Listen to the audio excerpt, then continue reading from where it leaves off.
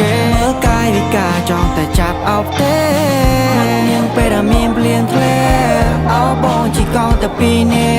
ក់ញញឹមពេលដែលនៅចិត្តគ្នាជីការភ្លៀងតែមិនសូវរងាមកលើបនៅក្បែរអូនបងរួមភើបសោកពីរៀបសារមិនសូវជាស៊ីវិល័យមាត់អត់មានក្រែមកចិត្តបងបែកទៅធ្លាក់ក្នុងស្នេហ៍ដូចជាយល់សោមិននឹកស្មានដូចជារបបឆ្លងចូលឆ្នាំថ្មីសូមកាន់ដៃឆ្លងសូមឲ្យជាអ្នក